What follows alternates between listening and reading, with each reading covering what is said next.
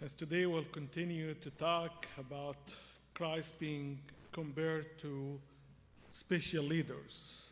As we talked for a long time, comparing Christ to many leaders, but the most difficult one to compare Christ to is Moses.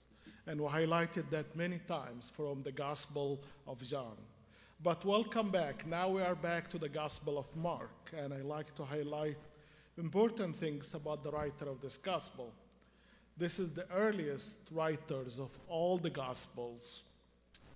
He's the young, if we can call it this way, to give us a fresh perspective about who Christ was at this time, how the disciples saw him.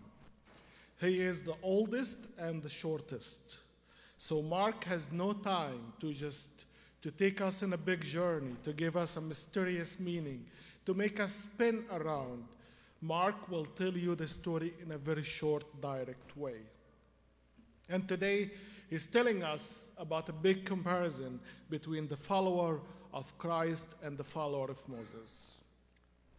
And as the Jews, or especially this group that we call the Pharisees and scribes, they're trying to make it like a competition, like a fight between the disciples of Moses and the disciples of Christ. But Mark's trying to get deeper into this conflict that seems on the surface is not really a real conflict. So what is the story today? It's a very simple story about people eating without washing their hands. From our modern perspective, we should encourage these Pharisees, say it's good to wash your hand. There is a lot of diseases, there is a lot of viruses around here. It's good to have a good hygiene. But was this really the story is about? The story was about, do you keep the tradition or not? So the story goes on, the Pharisees. And let's stop and see, who are the Pharisees? Oh, no, we know it's the Jewish leaders. They are like a priest or a pastor today, but on the Jewish side. Yes, but there are many. There are Sadducees, scribes, Pharisees. So we need to stop and understand, who are they? So the Pharisees are religious leader of the Jewish, but they are the protectors of the law. Why? Because if somebody told me that Moses said this or that, I say yes. Let's go back to the Pentateuch, the first 5 books in the Bible, in the Old Testament. We call them, that's the Moses tradition. So if somebody told me that Moses said this or that, I say, okay, let's go back, let's check. Genesis, Exodus, Leviticus, let's say the 5 books, okay? If he did not say that, nope, Moses did not say that. So where did, in the Old Testament, God talks about washing hands and being clean from the outside? Is actually, there is no records in the Old Testament about that. So what these people are talking about, where they got this tradition about that you have to follow the elders. So the Pharisees hold a special power compared to the rest of the Jewish leaders. What they call the oral tradition. So say, you people, you normal, regular people, you know what Moses said because it's written down. But Moses was able to say secrets, to say things verbally. It's never been written down, and we call that the oral tradition. So how it came to you? Because my great-great-great-grandfather used to be Moses' buddy, somebody. So he said he used to sit with him. They used to sip a tea at night, and Moses used to tell him details that nobody knows. So the family of the Pharisees hold the power that nobody else can, because they can tell you anything. They can make up anything. You only depend on the truth, and they are saying the right things. So a lot of things, we see that in most of the gospel, that there seems always there is a fight or something is going on between Christ and the Pharisees. Anytime the word Pharisees came to in the Bible, you'll feel there is no a good energy there between Christ and the Pharisees. Was really Christ have issue with these people? I didn't think so. I think Christ has issue with some of what they were saying. Christ did not deny to follow Moses' law, because Moses' law was given by God, and Christ is God. So if Christ denied the Moses law, he is denying God the Father. He will be in contradiction with himself. So we see that, but Christ will have no problem to say, I think what you are doing here, you may following one part of your tradition, but on the other side, you are violating the other part. So Christ is talking here about if you want to follow tradition, whatever that is, about washing hands.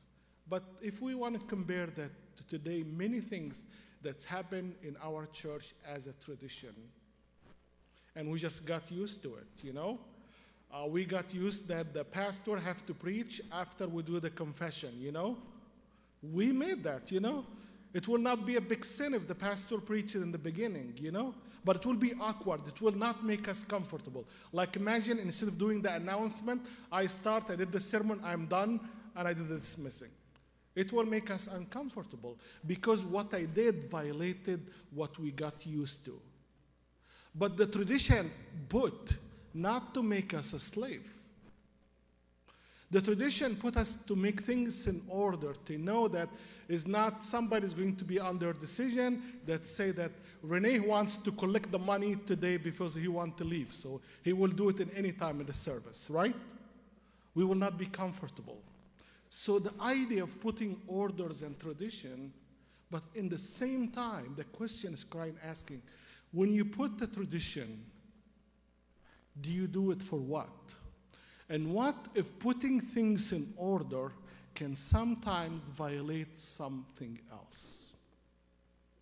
I do not think that Christ will be anti-cleaning our hands and washing our hands and have a very good hygiene to take care of ourselves. But there is a part of the story that we cannot see from this part. So we know that the Pharisees claim that all the Jews do that. Actually, it's not true. Because not all the Jews, because the disciples of Christ are Jews, and they have no idea. But that means there are different people. We, as a Presbyterian, we do worship this way. But doesn't mean that if you go to a Lutheran church, you will see the same order, the same things. If you go to a Catholic church, you will see it the same way. So Christ is trying to say about, like, why are you so focused on part of tradition that's not everybody agreed on, and you miss something very important? So from the studying the text and knowing what's outside of the text, you know, it's very common for Jews when they go to the marketplace that to wash their hands extra more than any time else. Yeah, marketplace, you know, it's a good place for spreading germs. This is our modern understanding. At this time, the marketplace was a place for those who are a father and a mother that's being neglected because they are old and they need care and they cannot stay at home. They go being in the marketplace, either for begging for money or for hoping that somebody will stop by and provide a miracle like Christ. So the marketplace was a place of not also about germophobic people to take care of things, you know, but it's actually about those who are lost, the hope to be taken care of. This is the place where Christ will perform many miracles. So people will just kind of like hands off, stay away. This is a dirty place, you know, and we are Jews, we should not touch these people. To the point where a son or a daughter, because they want to follow the tradition, be clean, but on the other side doing what? Neglect your father and mother who are in need. And they are supposed to be home, but instead of that, they are on the street, either begging for a financial help or for emotional support or for spiritual support. So see, the picture is totally different. So those who said, I decided to even look like I break the tradition because I love my father and I love my neighbor. On one hand, I look like I'm not following the tradition that said, you have to wash your hand, you have to stay away. Yes, I may take care of myself. I may try to protect myself, but imagine a doctor or a nurse being in their gowns and they're all these medical equipments. We want them to be safe. But at the same time, they cannot run away scared of patients and diseases. So this is the kind of the image that Christ is trying to draw about taking care of yourself and taking care of following the tradition, but do not violate the big thing. Yes, you may be good about what to say. You are a very good person about what comes out of your mouth. You know how to control your words. But Christ is saying about, let's take this deeper. What will make somebody to be so focused on themselves? And what will make somebody else be able to put themselves in danger? And he was trying to say this is the place when Christ make a comparison between a follower who follow God by lips and those who follow God by hearts. And he made this two different schools. In Christ, his own smart way, he was trying, maybe insulting them in a very good way, to say, you're disciples. The one that afraid to look in front of you as unclean. Really, their heart is eaten by evil doings. They look perfect on the outside for you. They speak the words you like to hear. They do the things in orders as you like, and you are pleased as a teacher. And my people looks like nomads, peasants, people with no education. Yes, they are my disciples. But my disciples, I want them to care more about what's coming within before they care about what's coming from the outside. And as we see the story today is really staring a big trouble for all Christians. We are old religion, let's admit that, right? You know how old we are? 2,000 years. And if you add the Jewish religion to ours, so we're talking about many, many thousand years. If we believe that we were not born out of nothing, but we were born out of the Jewish religion, so we should add the Jewish tradition. So the longer you've been, there is many, many built-up traditions. Are all traditions good? Maybe they are good for some times. Are all traditions good to everywhere, every time? I didn't think so. So what's working for our church today will not work the same for a Presbyterian church somewhere in Africa or Asia. So Christ is bringing a big challenge about, do you check your list? About why are you doing that? And I want to challenge myself and you today and see how many things we do it as habits, as tradition. We were born with it this way. I will name some, but I want you to name what comes to your mind and try to say why I'm doing that. The big thing we cannot deny, look here. This is a tradition, right? And I will talk more when we come to it, how to make the tradition alive and vital.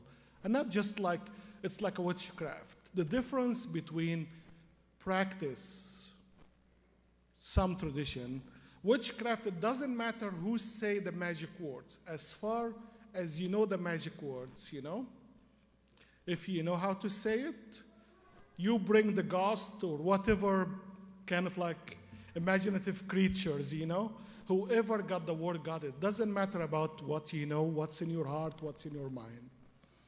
But with Christianity, the magic is not in the practice. The magic is to connect this with this. The magic is always to question. Like, who said we have to close our eyes when we pray?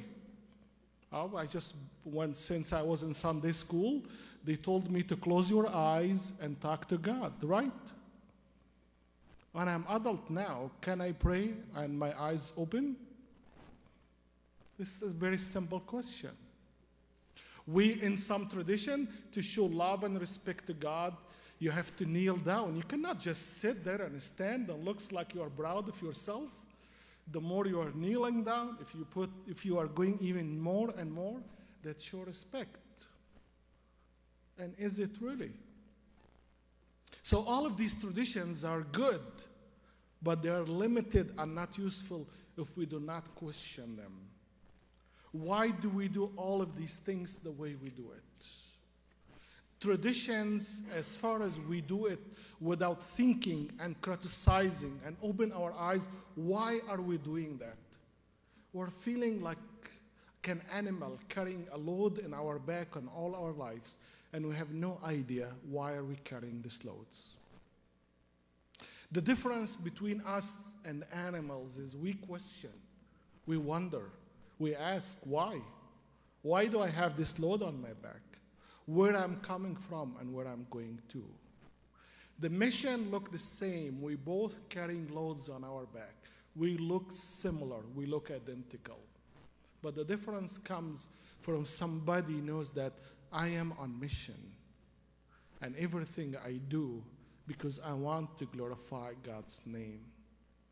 It will not break my faith if one day we decide as a Presbyterian church, instead of doing it that's every once a month, maybe let's decide to do it every Sunday.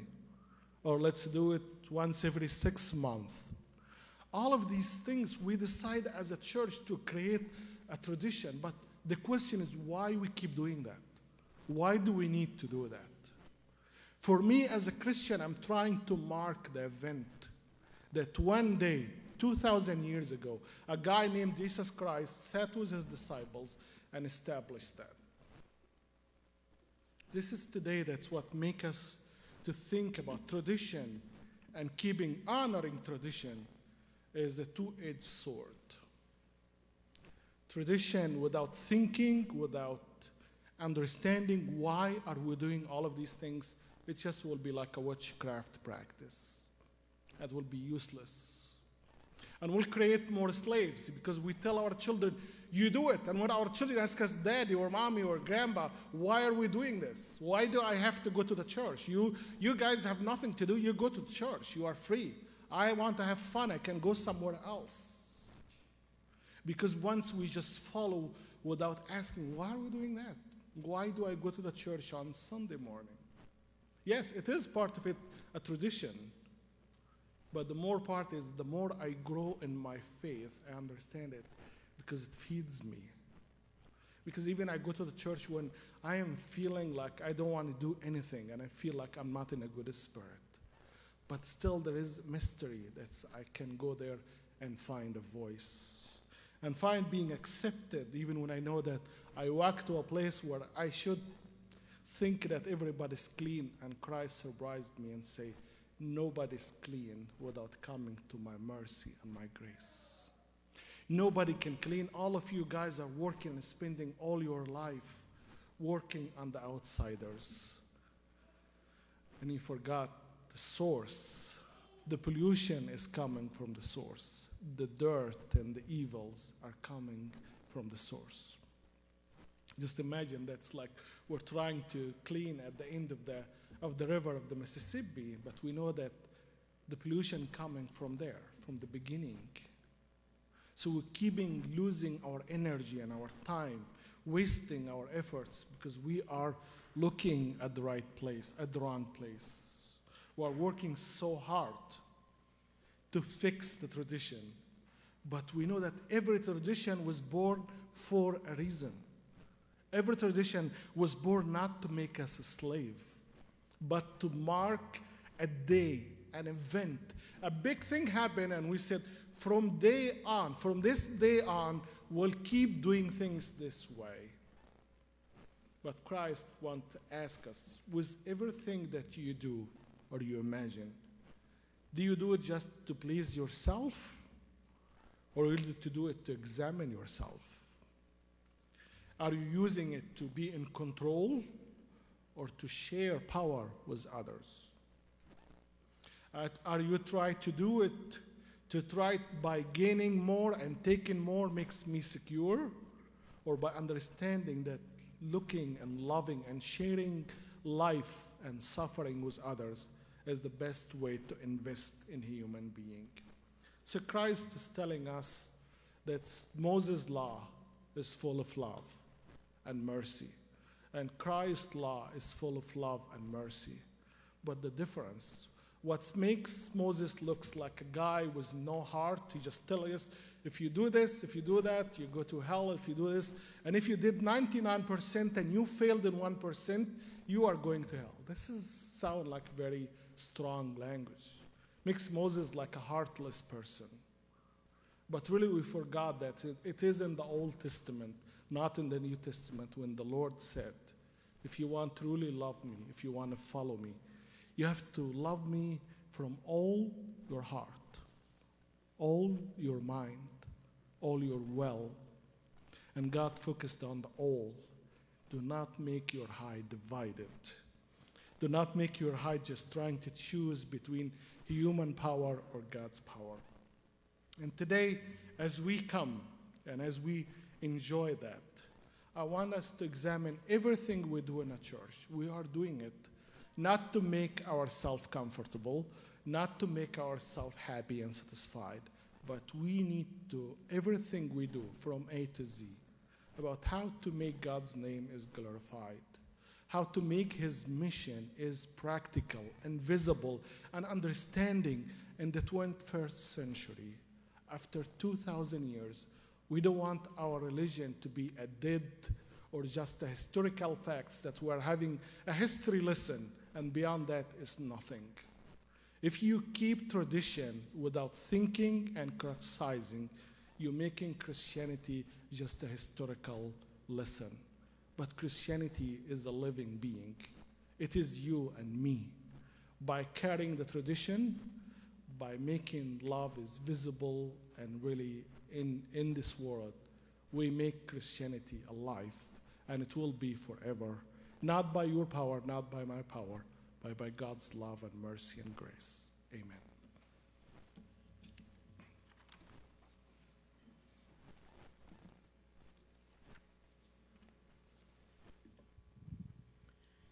If anyone has any joys or concern, prayers,